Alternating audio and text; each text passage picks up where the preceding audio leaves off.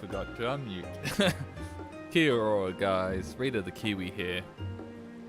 And we're back at it again with some more Final Fantasy XIV, some more of our 6.15 content. And tonight we're going to be playing the new Omega Beyond the Rift quest, which is a continuation from the Omega raids all the way back in Dawnblood, with like Omega and all sorts being somewhat relevant and reference in the Endwalker main story. That they've decided to add some more quests and maybe put a closer to it. There's only 2 quests like the Hildebrand. But yeah, let's see what happens. That's blowing the cobwebs away. Time to return to work. Goodness me, look who it is. How incredibly serendipitous that I would run into you of all people. I was part of the team which designed the Ragnarok, you see, and we've recently begun the process of combing through the vessel's flight log data. The primary objective of your journey to Ultima Thule was to save our star, and countless others of course, but it also provided us with invaluable trove of information, records of places and events we could only dream of. The safe return gave us much to be thankful for. As it so happens, one of the things we pulled from the log was a transmission of unknown origin, something the ship must have intercepted during its flight. We believe it to be an audio message, but even our most knowledgeable scholars have been unable to decipher its content, Professor Rushiha included. For a while there, it seemed we must accept defeat, but today may be the day that we finally solve the mystery. If you were so inclined, would you come along to Thomazin? It seems fitting to have one of Ragnarok's original passengers present to hear the history being made. Sure.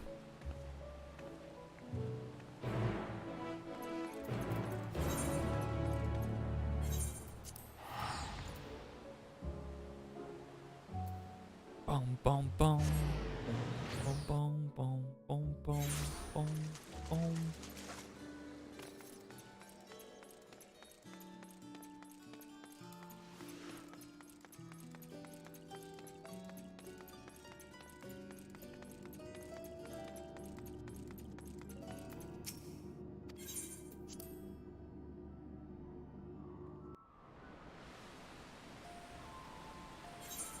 Dun, dun, dun, dun, dun.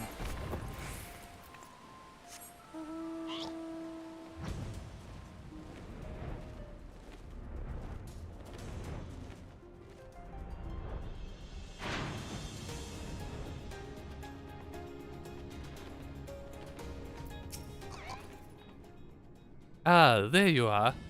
This is where we're to meet with the engineers from Garland Ironworks, who, I am told, potentially hold the key to unlocking our mystery transmission. Good timing with the background music. They should be along at any moment.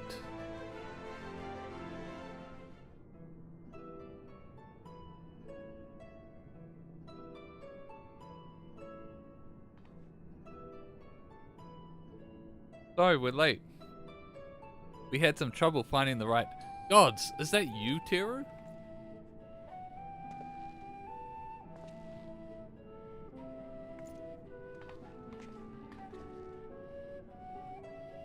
Yes, the woman herself. I ran into her at the harbour and thought if anyone deserved to hear the message deciphered, it was Teru Miyazaki. No argument here, but bugger me. If you don't have a knack for being in the right place at the right time, this actually has more to do with you than you think, so please do stick around.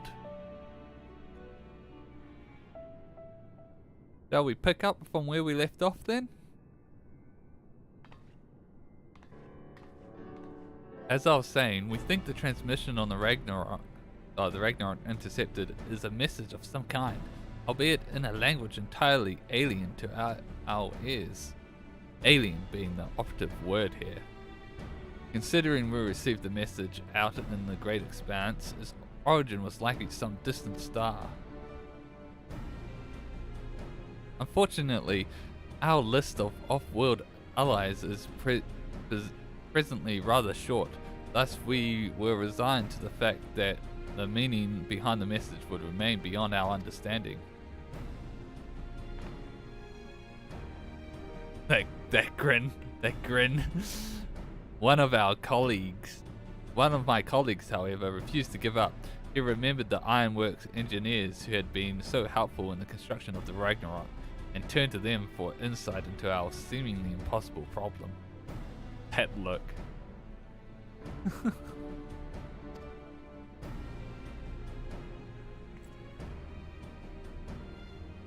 Do you know what Wedge said when he heard what was going on?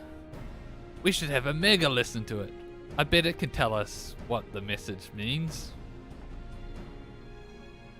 Not the Omega you beat in the Rift, of course. He's talking about the toy that trundles around with Alpha, the little model we made. We originally designed it to follow a chosen target and not much else, but I've seen it act in ways that, well, like it has a mind of its own. Then I got to thinking about those documents your lot sent the chief, the full report on the final days. In the part about Omega's civilization, it said that people discovered how to convert the mind into data and store it outside the body. Timing being what it was, I wonder if Omega didn't somehow transfer its consciousness into our model right before you put an end to the real one.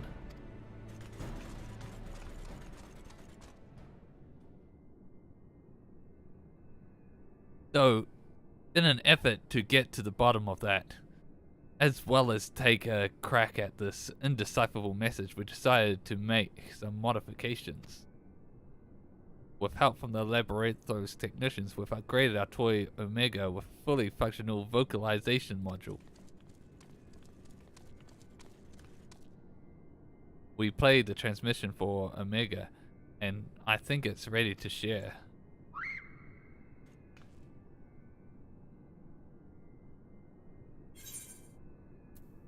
Are you in there, Omega?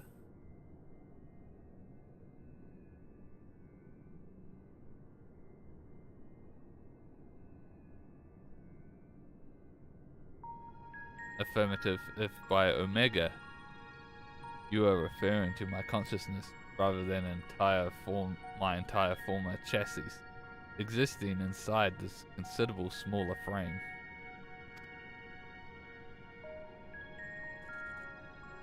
Prediction. You will formulate several misconceptions. These I shall preemptively dismiss based on the following facts. 1. Vocalization module aside, this chassis remains unmodified from the design constructed by the engineers Biggs and Wedge. I evaluate its combat compatibilities to be on par with a mortal infant. 2. The mechanism which allows me to form an emergency transfer of my consciousness was installed in my previous body. With the destruction of that body, I am rendered incapable of replicating such a feat.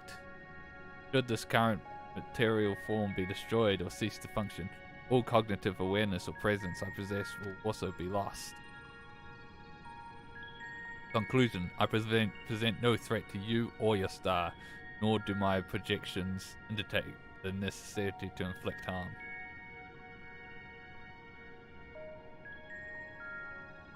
In the fraction of a moment before my annihilation in the rift, I re-examined my directives. If I am to fulfill my purpose as an evolving construct, then I must continue my journey for improvement for as long as I exist. I must acquire this heart of yours, this soul of strength. Well, there you have it. and it's not wrong about its combat capabilities. It would be more likely to damage itself than the thing it was trying to attack. But let's not forget the reason we brought you here in the first place. What about the transmission they played for you? Could you recognize the language? Affirmative. It was transmitted in Pan-Galactic Basic. Pan-Galactic Basic?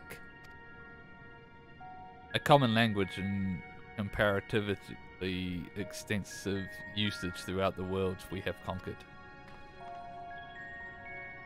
Which means you can finally tell us what the message said. That is a language you understand, yes? I understood it perfectly. I am fluent in over 6 million distinct dialectal codings. Blip!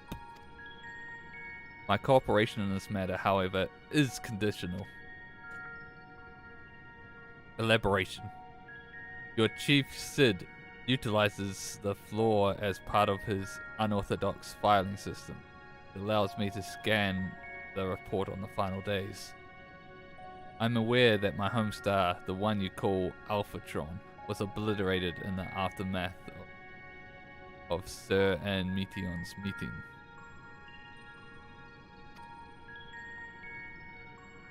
The existence of Dynamis has not previously factored into my projections, but I now comprehend the concept in theory. What fails to compute is why the Omnicrons were not immune to its effects. Dynamis should have no influence on a race that possesses no heart. And yet Sir expressed to Meteon desire to cease existing. Illogical. Yeah, good point. I must pursue this anomaly further till the full equation becomes clear to me. I must analyze all the elements of the final days and deepen my understanding of the heart's intangible properties. To expedite this process, I require an external interpretation of those sections of the report which continue to produce errors in my calculations. I request assistance of Teru Miyazaki as one who experienced the ravages of ultimate despair on multiple fronts and displayed immeasurable heart in engineering my defeat. He is the optimal choice to fulfill this role. So we either agreed to your conditions or you tell us nothing? I'm sorry to put you in a spot like this, Teru. If you have the time and the patience to spare, we'd all be grateful if you could humor the toy's demands. Yeah, that's why I'm here. Is Alpha dozed off? I suppose the subject was a bit technical. Bloop, rouse yourself, Alpha. You must listen to and consider these matters even as I must. You. Why don't you make a trip out of it? You know, actually visit the places that has the things Omega wants to ask about. It'll make explaining stuff easier, for one, and also keep Alpha awake and alert. But it's like the edge of the universe. How are we gonna... Like, I can travel with the Aether, right? But how are we supposed to take Omega that distance? I see you have chosen the mutually beneficial option. Logical. Setting aside the matter of Sir, there are 3 elements of the report on which I desire clarification. The first of these concerns the progression of the final days in Razat Han. I recognize no pattern in those who succumb to the transformation and those who do not. That's a bit of a trek. If you want to chat with the locals, how about we lend you an airship? We do not require such outdated technology. Hero's teleportation spell is the most efficient option for long distance travel.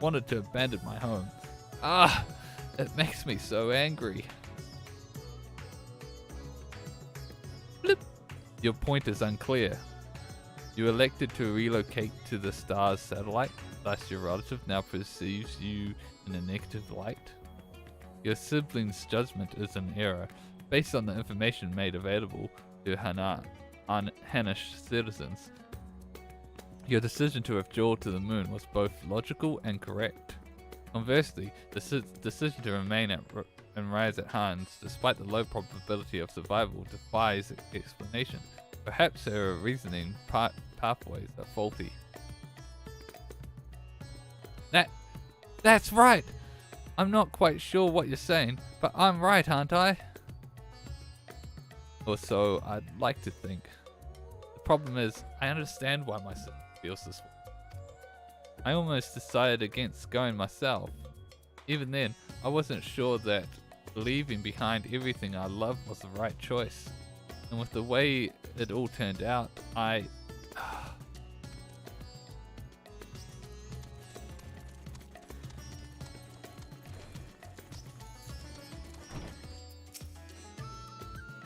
Oh, hello again. You're the one who came to ask me questions about Kalzar. I'm glad to see you looking well after all that unpleasantness. I remember the burning skies and hearing the screams, but truth be told, I'm still confused as to what actually happened. I know it wasn't unusual for entire families to go missing. Many of my neighbors' houses lie empty even now. Kalzar's place is one of them. He had no close relatives to speak of, and I heard that it was members of the consortium who came to remove his belongings. What a terrible thing to have to do. Look, terrible. Kalzar's passing was recorded in the report.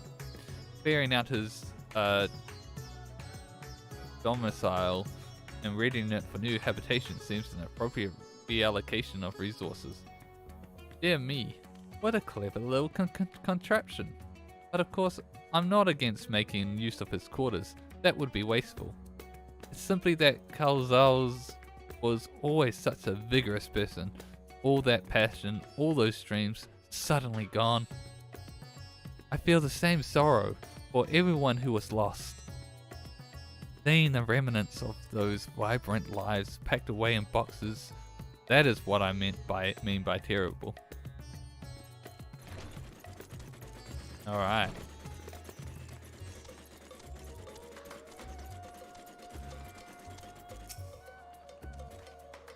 Hey, don't I know you? Yes! After the beasts were taken care of, you told me to join everyone in the square. Thanks to you, I was there when Vicha gave his speech, and I found out who Arshan really was. It's a shame we don't get to play like we used to, but Mama says Vicha has been busy putting the city back in order. Maybe I can work for him one day, when I'm a grown man. Vicha? Midgard's offspring, yes? And this child wishes to put himself at the worm's command, that he might make his own contribution to society? A pattern emerges. I predict that the heinous survivors are those who had ingested Vicha's blood and become his draconic minions. Though dragons were no match for our civilization's might, their combat capabilities are not to be underestimated. It is unlikely they would experience emotions of dread or uncertainty, as exhibited by lesser beings in times of undue stress. Dragons? I'm not a dragon. And I never ingested anyone's blood either. Ew! You are not of Vicha's horde? So you possess no hidden means to fight off the beasts? What of fear then? You were frightened? Yes, I was frightened. I just hid and hoped they wouldn't find me, at least until she told me it was safe to come out. Hiru, I require a moment to process this input. Let us move apart and discuss our findings.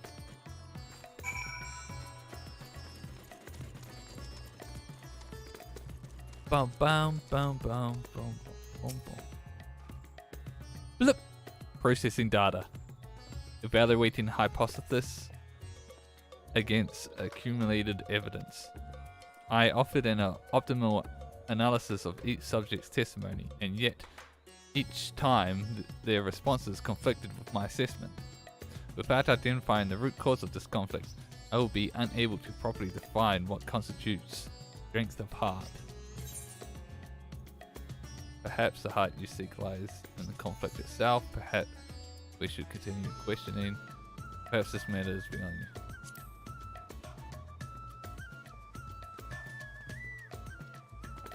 An interesting observation. It is possible my base criteria is in error, in which case it is imperative that I continue this learning process and repair any fundamental misconceptions. Next, I wish to interact with an individual who endured similar circumstances to Kawaza's prior to his transformation. Are you acquainted with any local merchants who had dealings with him?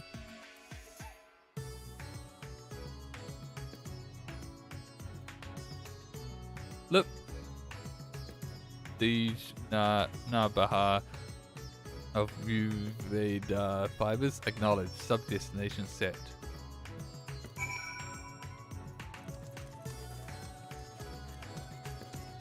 Dun dun dun dun dun dun dun dun dun dun dun dun dun dun dun dun dun dun dun dun. Bum bum bum bum bum bum bum.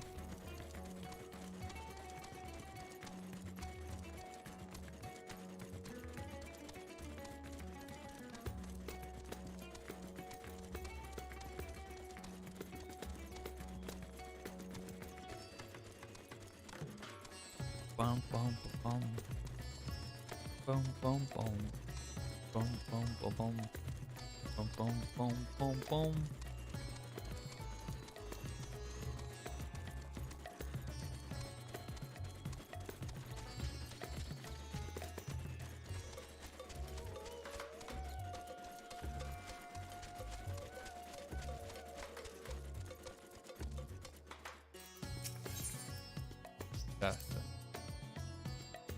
Oh, Teru, do not proceed beyond the fence.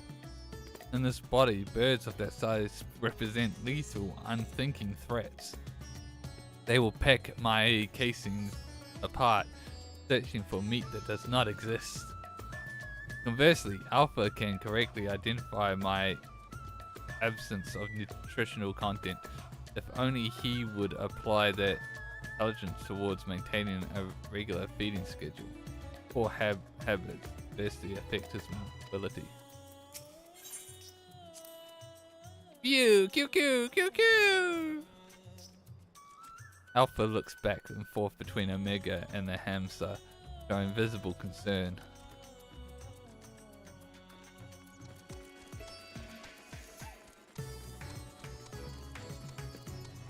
Get Alpha look, run. Wings out the side, flapping.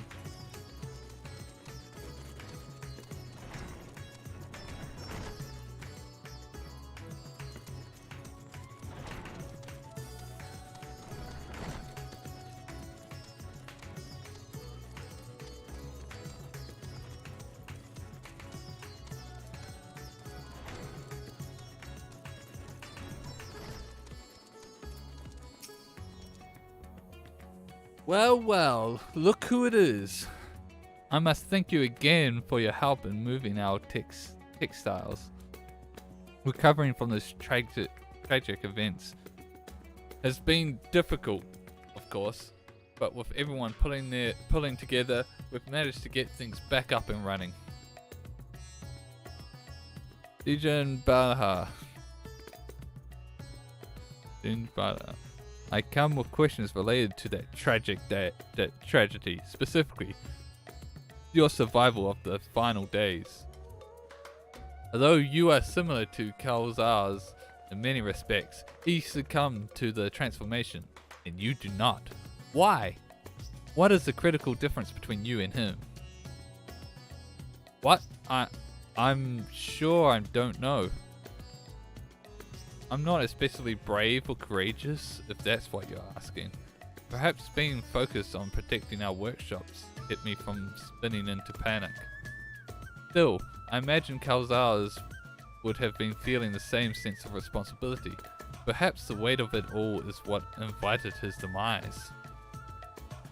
You were of the same mind, resolved to the same purpose. Yet, your strength of heart or spirit was not equal. If merely emulating the individual is insufficient, then perhaps other unseen factors must be involved.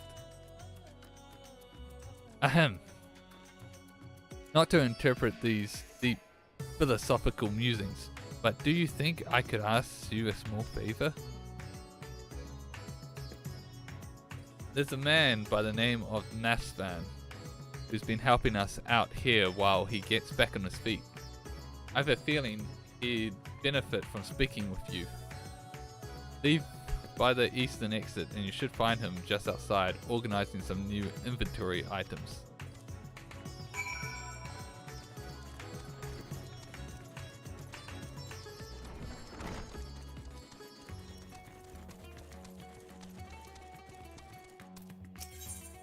Discuss.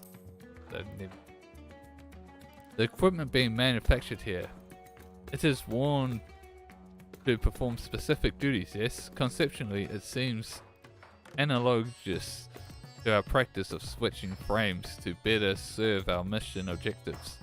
I, for example, did not begin existence with the Omega model. I was originally supplied with a standard issue Omnicron chassis, serial number M017. On this world, that alphanumeric combination would be considered my given name. Such designations are drawn from our nearly infinite register of celestial bodies to avoid the possibility of duplication.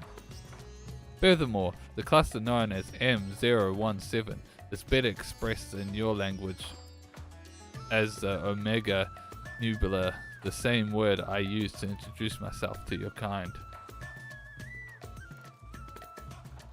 Though you associate Omega with the advanced weapon construct, it is also my name, and I see no reason to change it no matter which frame I inhabit. Q, Q, Q, Q, Q! Alpha puffs out his chest proudly, seeming to imply that his Ironworks uniform is the best attire anyone could wear. This is great.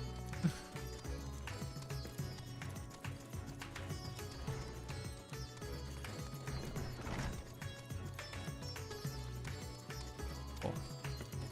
End of the first quest.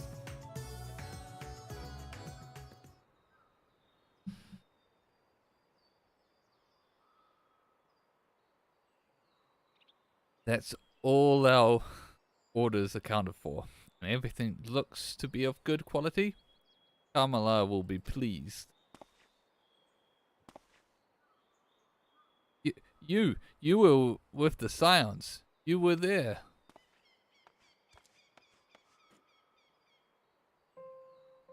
Yes, I'm sure of it. I'll never forget that day. You and your friends helped us escape when people began changing into beasts. My own son. He was afflicted. Then that huge monster loomed right over him and I remembered who this guy was. Oh my god, that was tragic. Oh, poor guy. I remember my heart turning to ice, freezing in place. The Satrap came to my aid, but then he, too, was gone. Yep.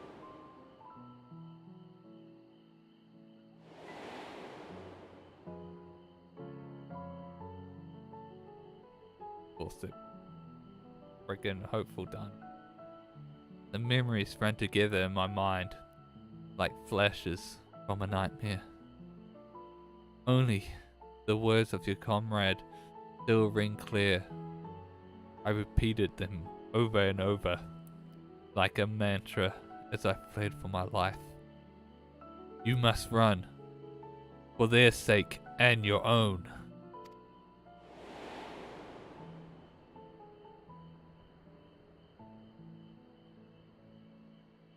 It all seemed so surreal, which was probably what saved me from the transformation.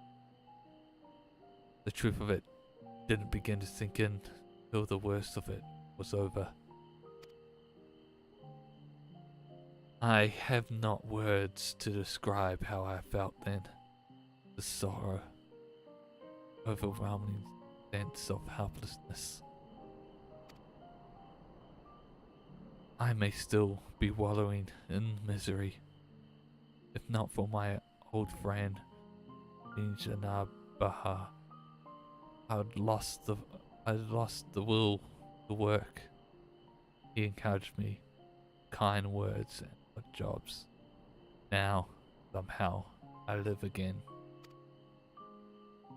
I am thankful to him, to the courageousness of Awan, and to you. If you see your comrades, please let them know their efforts were not in vain.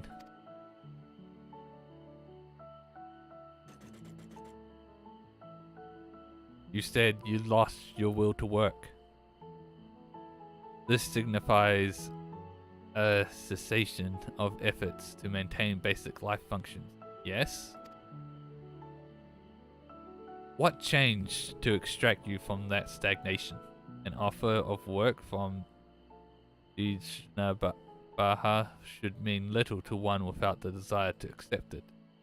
Was it some manner of mortal instinct, a primal need to survive and thrive? Instinct? No, it wasn't that. If anything, my instincts were telling me to lay down and welcome an end to the pain. Every day, I think of my boy's final moments. I think of how scared he must have been, how it must have hurt, and I want to scream my throat raw. The satrap too still haunts my dreams. I see him being swallowed whole and jolt awake in a cold sweat.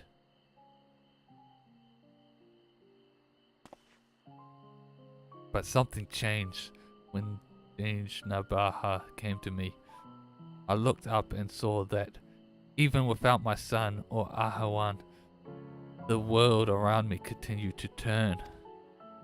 And because that fact grieved me so, I knew it fell to me to live on and remember them.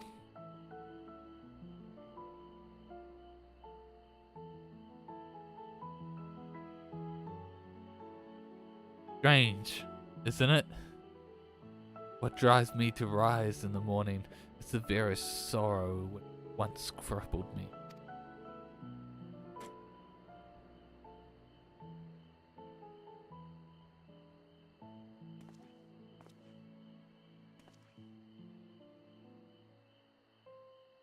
Now, I really must return to my work. To lose this job, after everything I just said, would be a poor jest indeed. May the sisters keep you well. Oh, that was heavy. That was so heavy. Sorrow. The emotion generated by mortals when their ideals fail to materialize. This I have observed. Yet, when I listen to how Nashvan's sorrow served to rescue him from near fatal despondency, his logic eludes me. I am incapable of receiving the full measure of the heart's properties. Oh, am I incapable? My best projections failed to predict our subjects' responses, and despite their almost equal occupational and mental parameters, Dins Nabaha and Kalzar exhibited different reactions to the dynamis effect. I am no closer to recognizing the pattern for voluntary transformations, and your ephemeral mortal spirits confound me as much, if not more, than they did before. Have you considered that there is no pattern to the people afflicted? Hearts of others were ever shrouded in mist. Perhaps it's time we... Have you considered that there is no pattern? Bloop. No pattern. You imply that the transformation was not cognitive or on individual fortitude, but rather a random contribution of environmental factors? Such a theory would explain the otherwise conflicting data. Very well, I shall accept this as a provisional conclusion to this part of my investigation. I do, however, expect you to continue supplementing my education of the heart-related matters.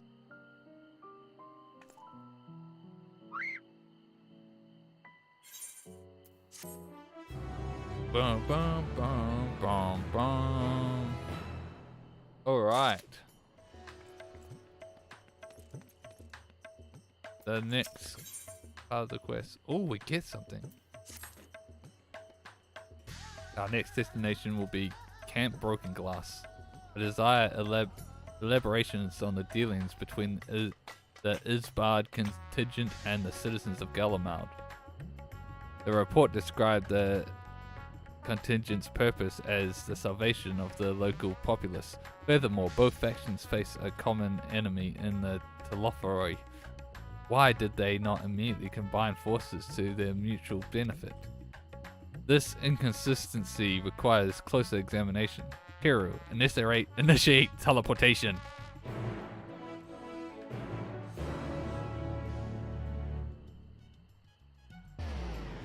Oh god, I wish I was looking at my face then. I could see that reaction. Can't really turn it, so probably couldn't. Teleportation successful. Evaluating immediate environs. A cold weather region by Aetheri's standards, but significantly less extreme than a star with ice planet classification. This body should not be unduly impeded. In contrast to Alpha and his uncontrollable shivering, my frame appears highly resistant to low temperatures. Oh, look at him.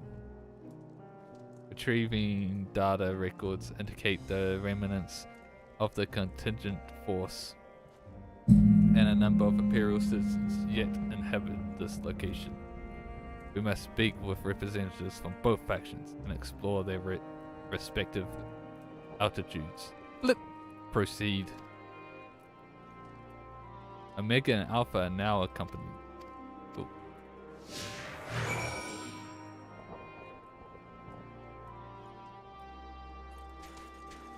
Oh, we're supposed to go.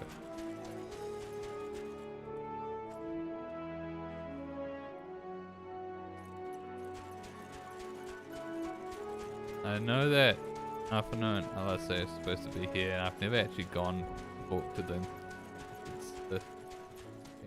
So I wonder if I'll...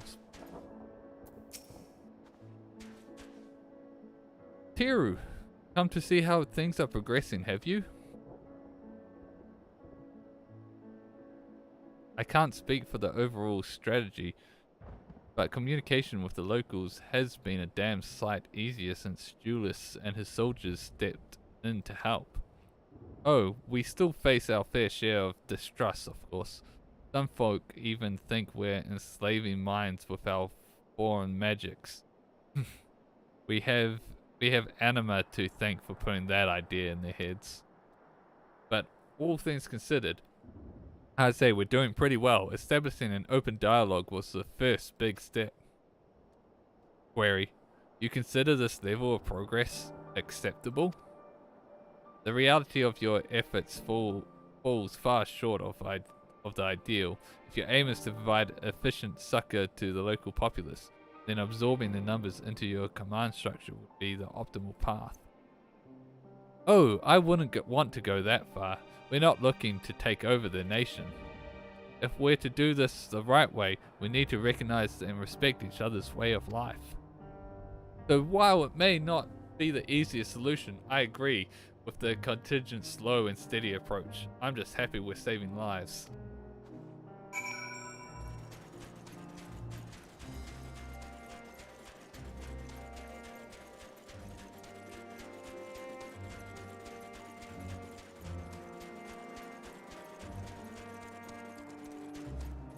Oh, I was like thinking of the side or something.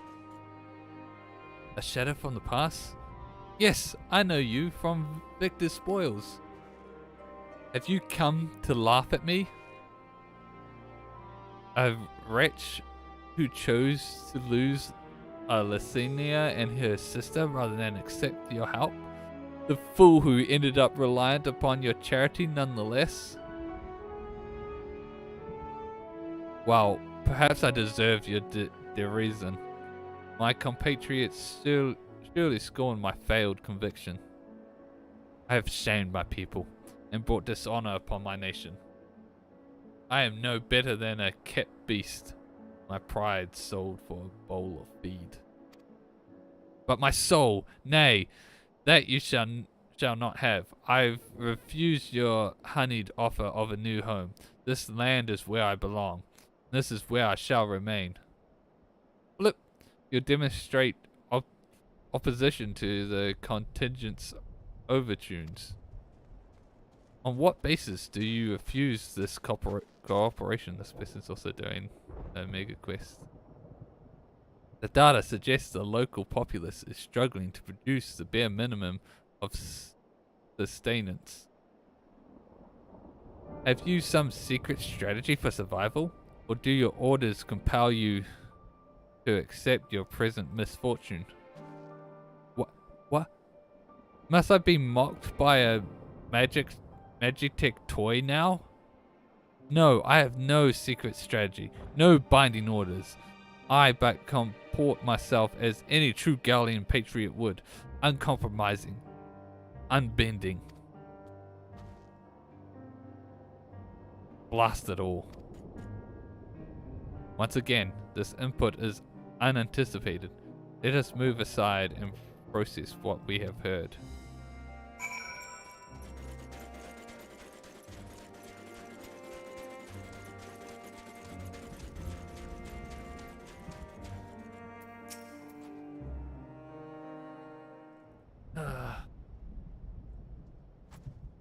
Assessing and analyzing recorded data. Integration complete.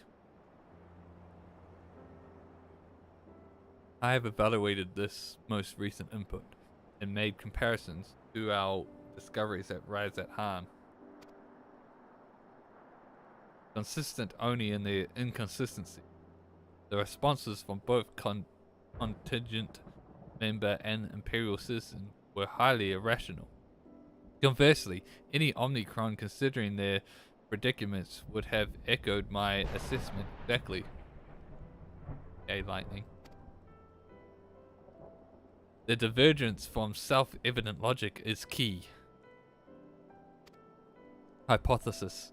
The logical relationship between would-be survivors and suffering populace is another result of the unpredictable nature of mortal hearts.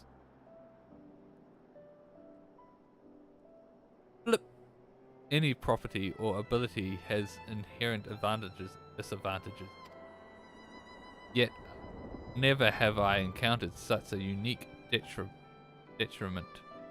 It appears that those who share your metaphysical capabilities are prone to complicating simple cognitive processes. An undesirable quality. I will, however, persist in furthering my understanding of the subject.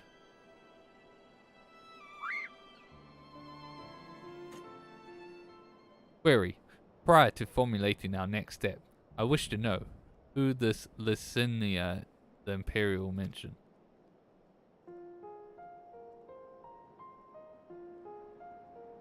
Or sad memories.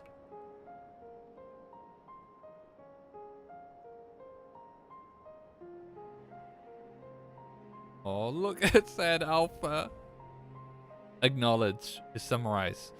Insufficient data on foreign culture resulted in irreversible and ultimately fatal action.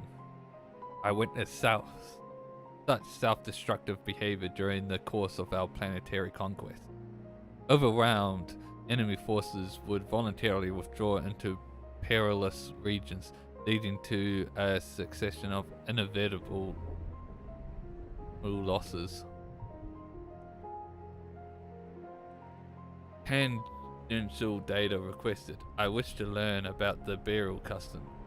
The practice has ever seemed nonsensical, but new data suggests it arises from the same source as cognitive complications. Take me to this Licinia's burial site. It may aid me to understand. Bloop, bloop.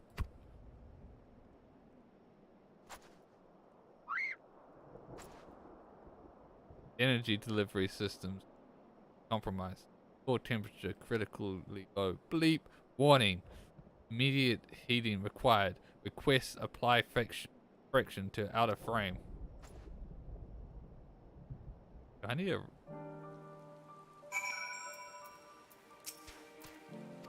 Q.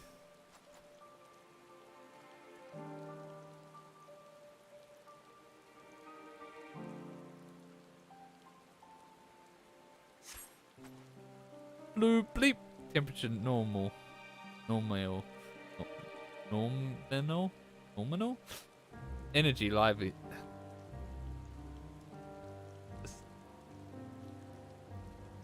Running over my tongue now. Energy level stabilizing. The creators of this model must have experienced impaired cognitive reasoning during the design process. Upon our return, I will request additional climax shielding, as well as an accurate temperature sensor array. This will not affect my combat capabilities, but it should improve my basic survival rate. Reconfirming sub-destination. In which direction will we find Victor's spoils?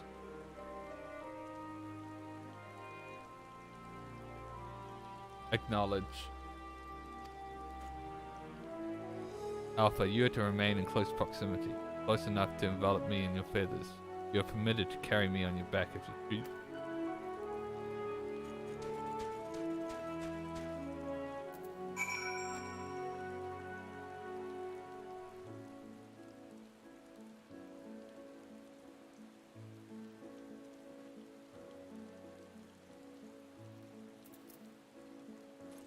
Quickly have a look around.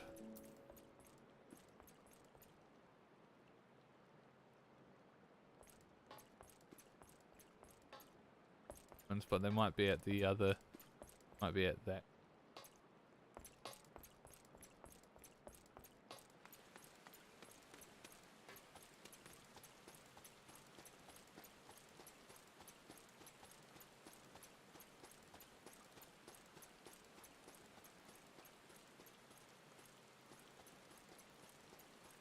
All right.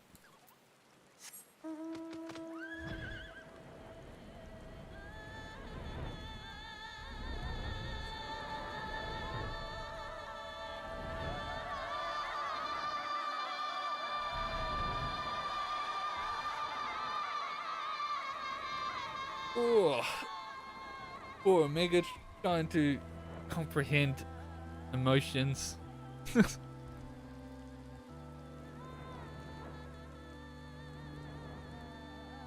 Not even people who have them fully understand them.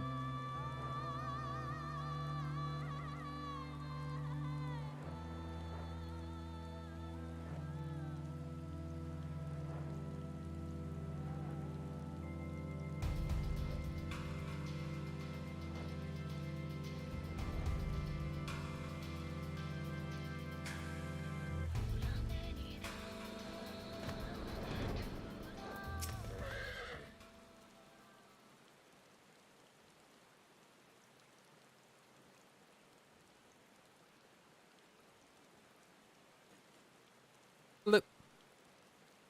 A deceptively deep snowdrift almost defeated me, but we have successfully arrived at the location you indicated.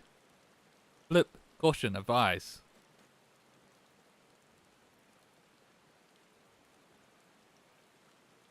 An unknown individual appears to be investigating the object of my interest. You're Eorzea's champion, aren't you? Kiwi Murasaki.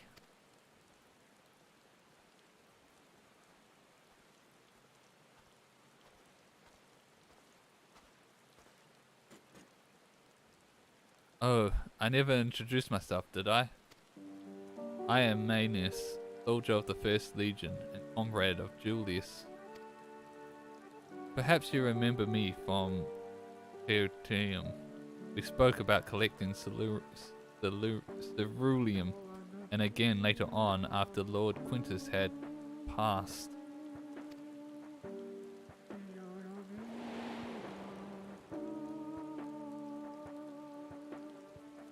Oh, this is just a Bill's reminder quest.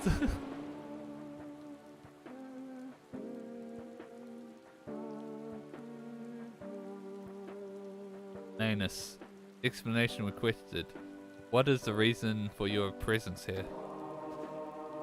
That must be the tiniest Magitech weapon no, it's just an oddly shaped communicator, isn't it?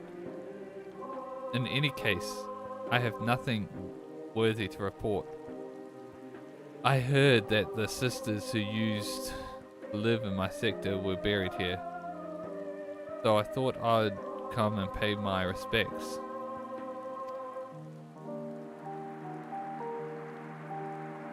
Alphano and Alice told me the story, complete with profuse apologies, though they were adamant that no amount of remorse could erase the tragedy of what came to pass. Not that my fellow soldiers and I are in any place to judge. We were manipulated, fooled into starting an insurrection which led to countless deaths among our own countrymen. Objection. The casualties occurred through your infighting are distinct from those caused by the Isbard contingent. To restate, you are justified in seeking restoration from the contingent for causing the deaths of Lysthenia and her sister. Retaliation for damages sustained is also a logical progression. I can deduce two reasons why you do not initiate hostilities with Terra and her allies. One, you judge your remaining forces too weakened to contend efficiently with the contingent. Two, your emotions are complicating the issue. Tell me, which of these is correct? Both? Well, when you lay it out like that, I'm afraid my answer isn't like to win me any medals. So, would you mind keeping this to yourself? I'm reading his responses now. There's the unspoken thought that we're outmatched on the battlefield, certainly. But the real reason I'm not demanding restitution has little to do with weighing the odds. The simple truth is, I'm so caught up with the simple survival that I've no strength to spar for past grievances. The same goes for avenging any comrades we've lost, be that my brothers in arms or Lord Quintus himself.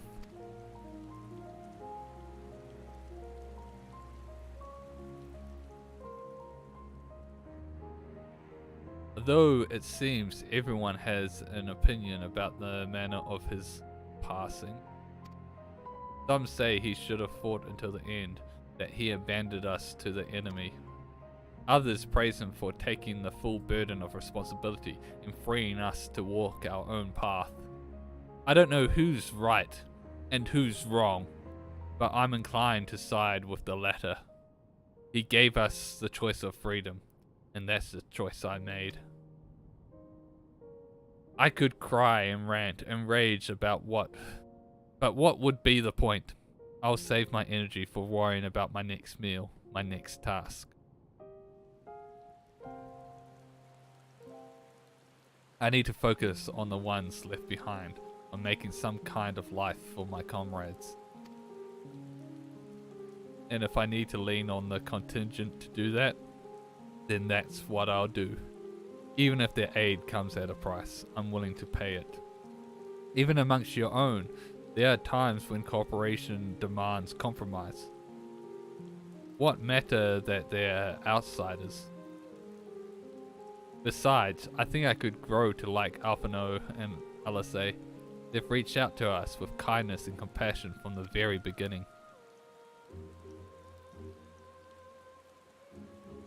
Summation. Your desire to survive, even should it mean allying with the contingent, was a feeling you already harbored. That your side has committed worse atrocities was the logic you invented later to justify your reasoning. Blunt but accurate, I suppose. The heart is honest about what it wants, even if the mind takes a while to reconcile the decision.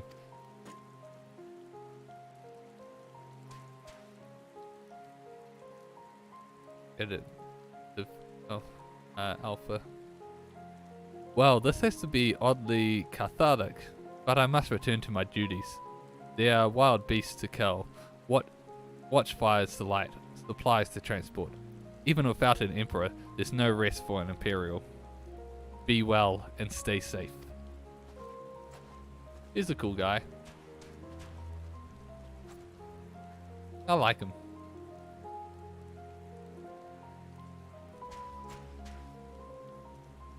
Flip.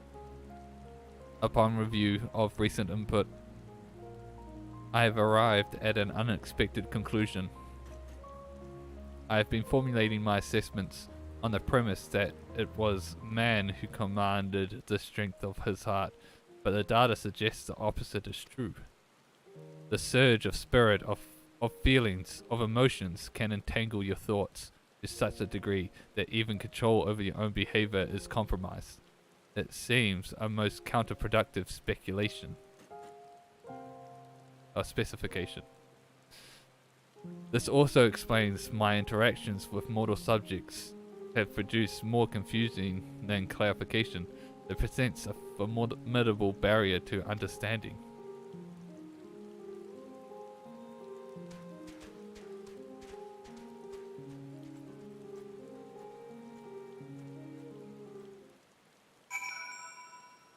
Ugh.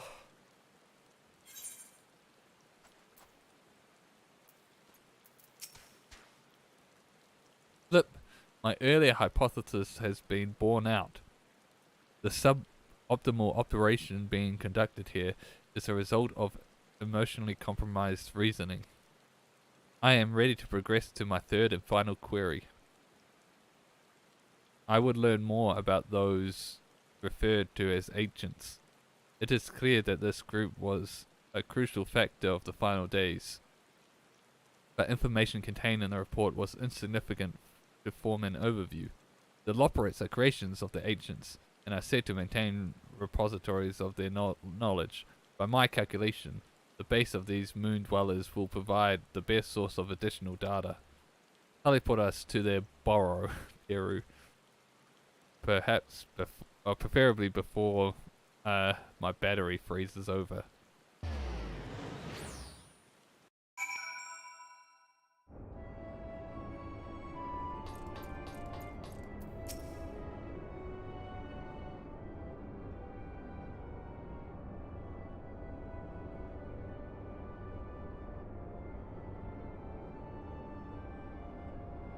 Blip. The teleportation spell was successful. We appear to have arrived at the location described as Bestway's Burrow. An inspection of the technology in use here would give me detailed insight into the ancients and their civilization. This body, however, lacks my previous frame's advanced observational functionality. I require external assistance.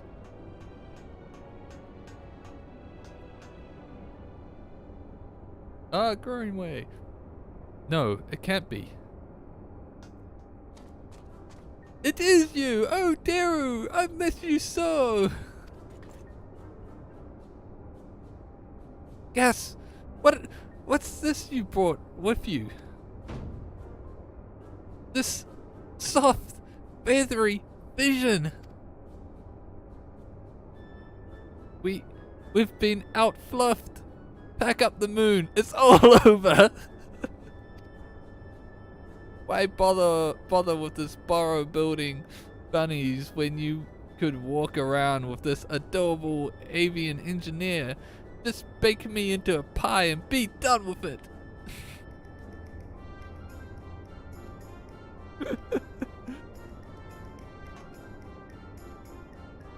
Inspect our inventions? Wait, so you're not done with us? Ha! I was truly worried, of course. And I certainly wasn't about to roll myself into dough and dive into Cooking Way's new oven. Where did that come from? Ahem. If technical breakdown is what you need, then I am your operate. As a residential atmospheric regulation expert, I can field any question or query you might care to pose. Blip. Acceptable.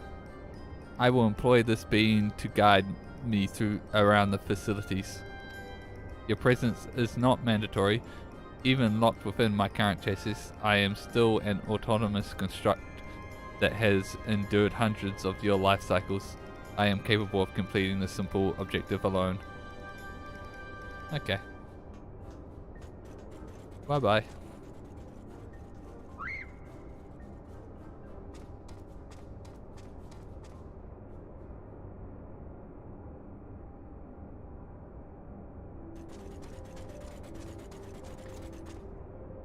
Objective complete.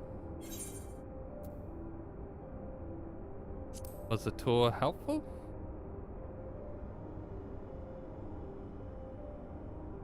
Affirmative. I observed a representative cross-section of the Loperate's engineering capabilities. My guide required more time to confirm their answer to certain questions, but overall we made efficient progress.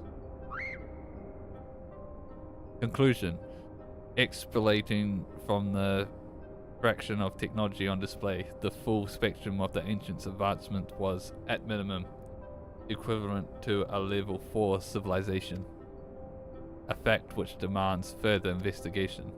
Despite establishing a near-ideal society, these beings nevertheless harbored a weakness which invited self-destruction.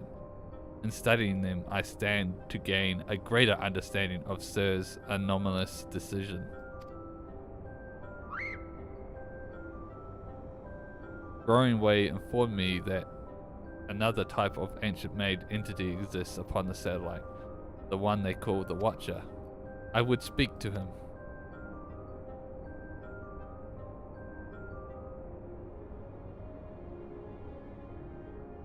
Flip, then converse your Aether and we will ride this Argos to our destination as you suggested.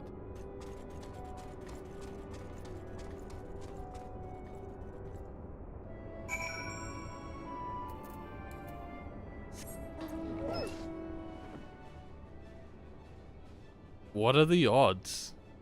I did Mount Roulette and got Argos. Which we're just about to ride for the story. That is pretty crazy coincidence.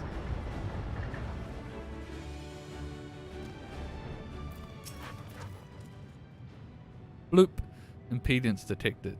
The creature identified as Argos refuses to acknowledge our presence. Hypothesis. Upon our arrival, Growing Way expressed concern that he had been outfluffed This suggests the existence of a fluff-based hierarchy. My station is such a system would be predictably low, but Argos is adamant in ignoring even alpha. Its fluffiness level is impossible to gauge. Argos turns to you with an impassive gaze. It seems you will need to intervene. You're the fluffiest of them all, Argos. Just think of them as like...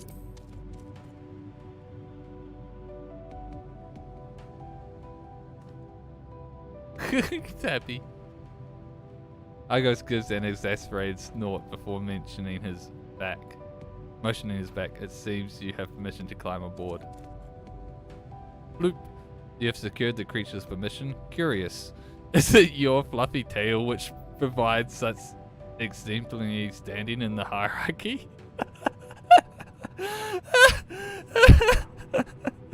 Oh, there's gotta be a gap. Where's the dialogue? Makoto, fucking Makoto. I wonder what the dialogue would be for other races. Bleep. I have allowed myself to become distracted. Let us continue on to the watch at once.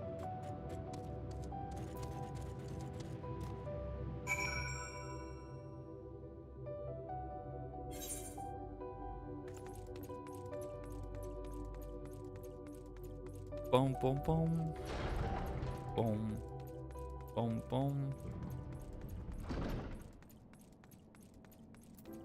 The Watcher. I was bemused by the arrival of these small visitors, but I see they are companions of yours. What a rare thing for my abode to be thus crowded. How may I be of service to you? Hello, Watcher. My purpose here is to learn more about the ancients. I would know of their deeds, their philosophies, the very nature of their hearts. I would understand why the final days was visited upon my home star. A worthy endeavor, but there's another better suited to assisting you with that task. Perhaps that you might favor us with a tale or two of the ancients you met during the travels, Teru. My fragmented memories would be a pale substitute indeed for the clarity of your more recent experiences.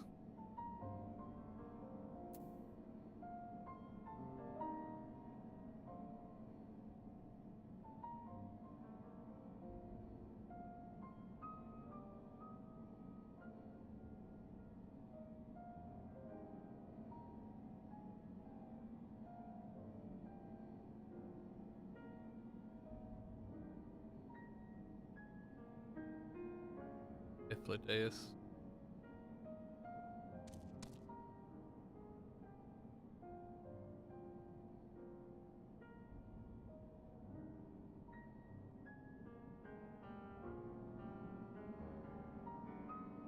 Yes, I can envision every detail. Your meeting with Vinat, Emmett Salk, and Deus. The sorrow and determination of Hermes. This is us, what this quest like. I am a creation of Heidelin, and as of such, I believed the age of ancients would fade and be forgotten. Yet knowing that their memories live so vividly within you, it brings me great joy. I pray you keep them close to your heart.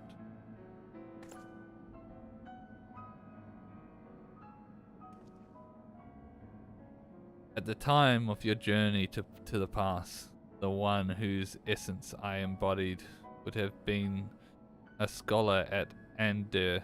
A shame. Had you reason to go there, perhaps you might have met. As a man of learning, he was firm friends with Vinat. They spent long hours trading theories or debating the laws of the universe. I remember joining her faction as the final days bore down upon us. Yet, of the events surrounding that tragedy, I recall precious little. Hydaelyn wished for the people of your age to decide their own path. Thus, I suspect my recollection was limited by design. Yet even she could not cut away one persistent memory. I feel most distinctly his sadness at what was to come to pass. That in becoming Hydaelyn's heart, Venat would forever stand apart from the people she so loved. If she were so resolved in her convictions, then he too would share her sleepless vigil over the future yet to unfold. Thus was the vow he made to Venat as her transformation took hold. His fervent wish must have reached her in some fashion, for though his life was strained away by the summoning, he was reborn with a new form and a new purpose when I awoke as the Watcher of the Moon. And you heard, Teru, you felt, you thought. Fuck! The fucking words of answers. Lyrics of answers. And in seizing the future for yourself, you have brought full circle the saga which Venat began. What you accomplished was no divine miracle. It was but a beacon of hope, passed down from one generation to the next. A succession of wishes and prayers reshaping the star into the world we knew you deserved. You have our deepest gratitude. I thank you not only as myself, but as the man I once was, and on behalf of those who devote themselves to Venat's vision.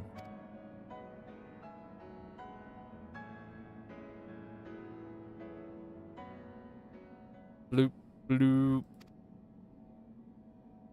I understand the facts of your story, Teru, but not how you have chosen to process them. On what grounds do you speak of Venat with such fondness?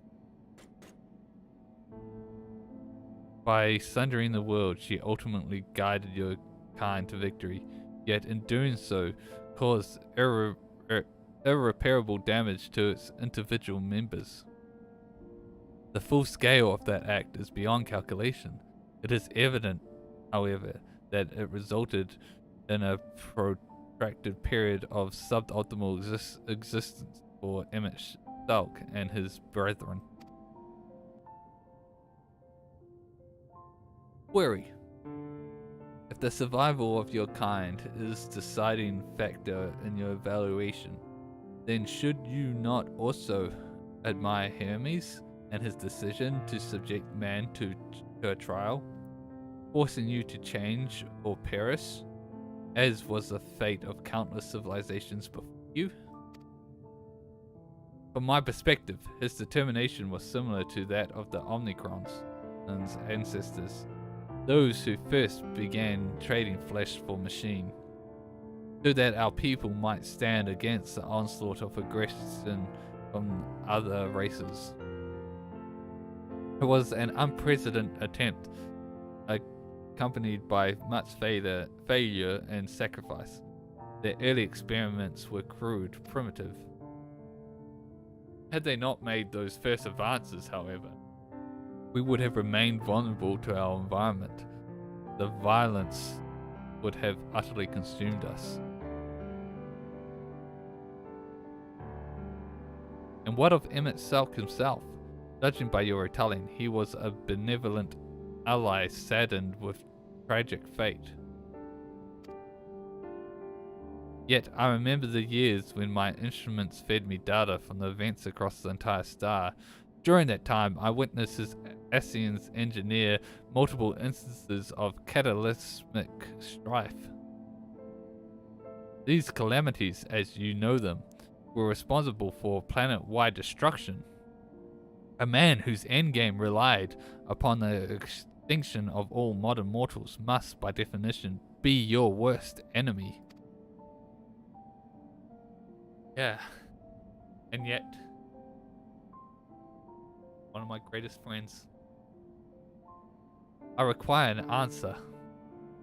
As a being of heart and soul, how do you classify each of these pivotal figures?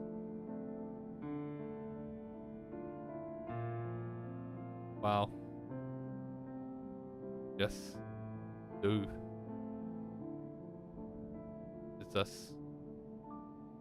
Sometimes it's possible to explain. Who we like.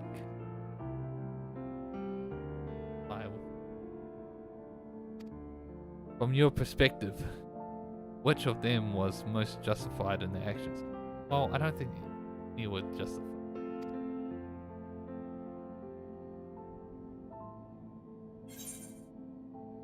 They're all justified in their own way, but that Hermes suck.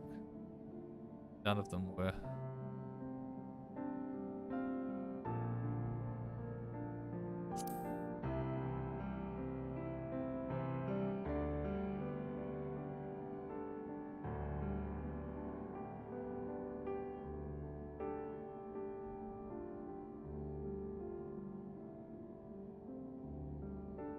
I think I understand.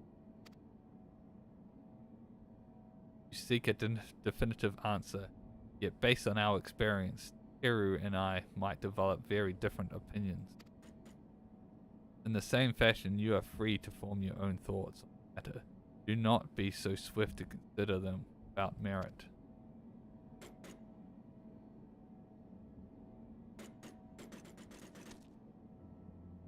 I do not have my own thoughts. I assess each situation with the same logic pathways available to every Omnicron. Even if 1,000 Omnicrons were asked to analyze the same event, they would all return the same result, regardless of individual experience. There is no strength to be found in fracturing reasoning. Nonetheless, I find your input valuable, recording data alongside interview results. This concludes my investigations into the incomplete elements of the final day's report. I will reanalyze the accumulated information and examine the factors which led to Sir's incomprehensible decision. Flip, let us return to Thamizin. That's right, this all started from wanting to translate a message. We need to get back to it and find out what the message is.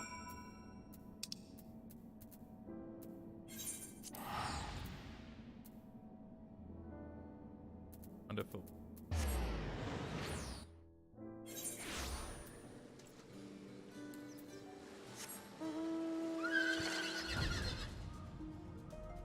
Oh yeah.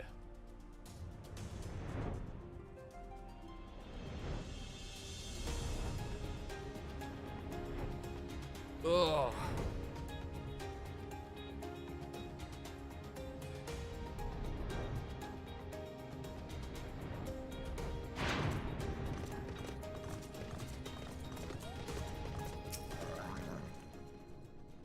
Ah, there you are. Right at last moment. Your journey with Omega was properly educational, I hope? We'd planned to ask you all about it and that mystery transmission besides, but I'm afraid something urgent has come up. Seems one of our ironworks associated has fouled up a job elsewhere and just needs Wedge and me to rush in and lend a hand. There's an airship already waiting for us out in the harbour. In fact, do you think you could escort us over there as we can talk as we walk? Look, acceptable. I am fully capable of speech during ambulation. Figured you might be. Right, let's move on then.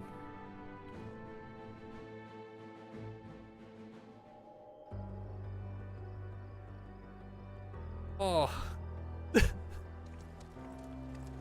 They're really playing this song. So, you've cleared up all those points of confusion then?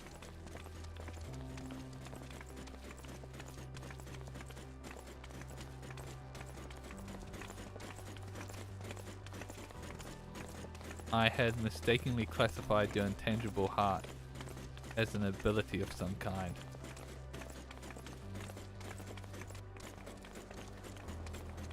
An uncanny power that Omnicrons could never learn nor even measure.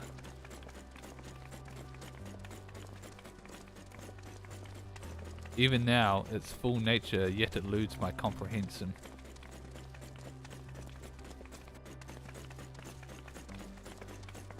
Based upon our investigations, however, I have decided to alter my definition.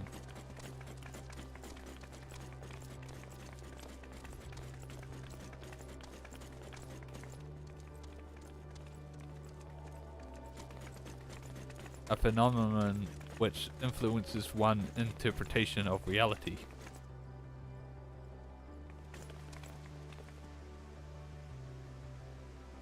That is as close to an answer as I have found. Accordingly, Sir's action upon meeting Meteon strongly indicate the presence of a heart.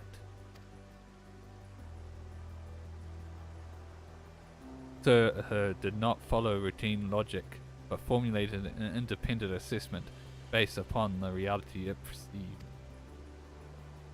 It felt that the best recourse for the Omnicrons was to cease their expansion and terminate all functions.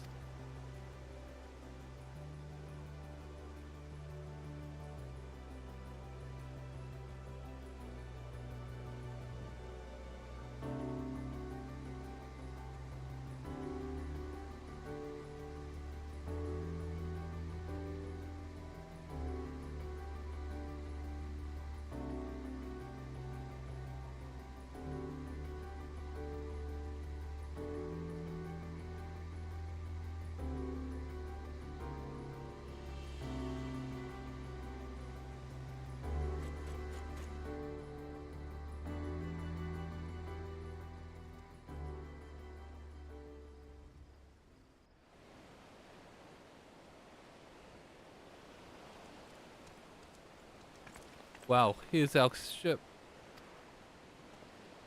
Aye, we need to be going.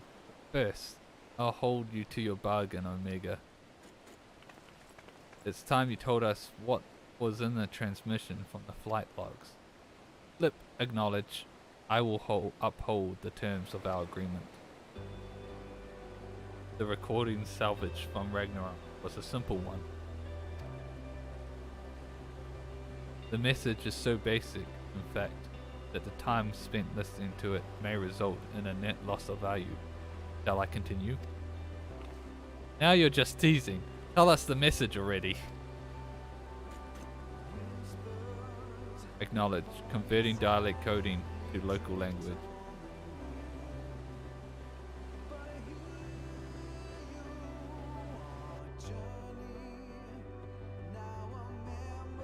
To whomever receives this message out there in the vast reaches of the cosmos. To someone, I hope, who looks up at the stars with the same wistful gaze as mine.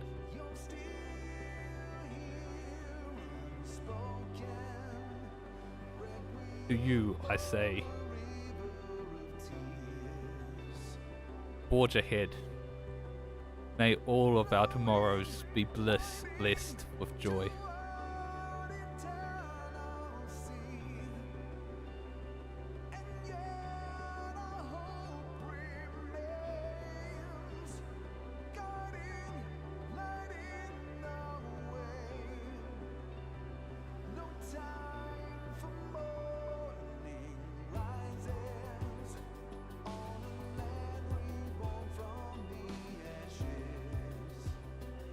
I don't know what I was expecting from this quest line, but I wasn't expecting this. This message has no designated recipient. It lacks purpose. The concept, this must be an the concept of joy is overly abstract. The vocal supplication to manifest said joy is unrealistic in itself. Yet, based upon their expressions, My assessment of the translation's value conflicts with its apparent impact. Sure does.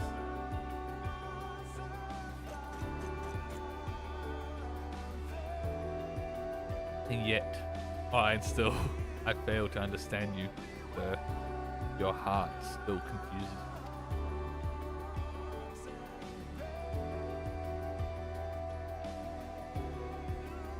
Was termination of everything the correct course?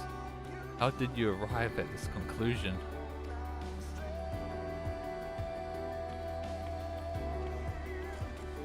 It defies all my attempts at reasoning. But I was designed to evolve. If I continue to learn, the possibility that I eventually comprehend this phenomenon is greater than so I will put the dilemma of your decision aside for now.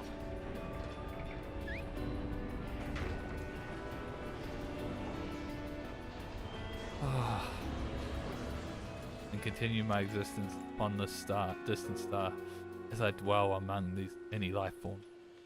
So will I continue to piece together the complete shape of immortal hearts.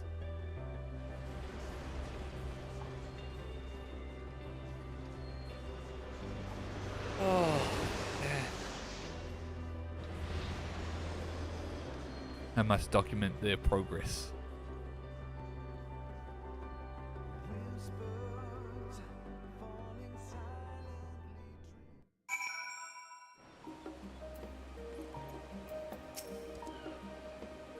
Your contribution to my education is appreciated.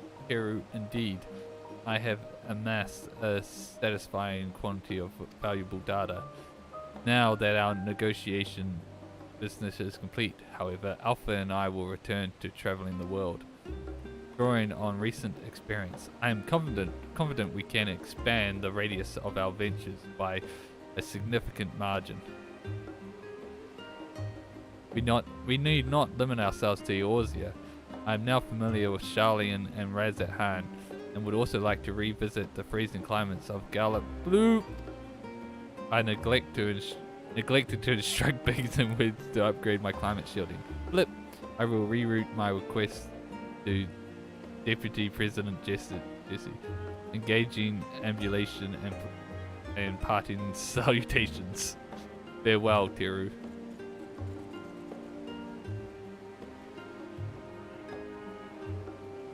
Alpha gives a vigorous shake and draws forth a scrap of paper from under his wing.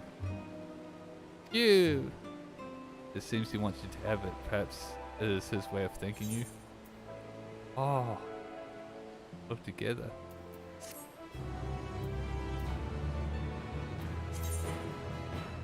Flip swiftly, Alpha. The road is long and we have barely begun our journey. Oh, that was good. That was...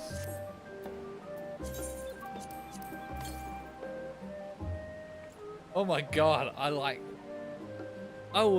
don't know what I was expecting from the Alpha quest, the Omega quest. I was thinking it would be more related, like the Omega storyline, but that was more to do with Endwalker than I thought. But oh,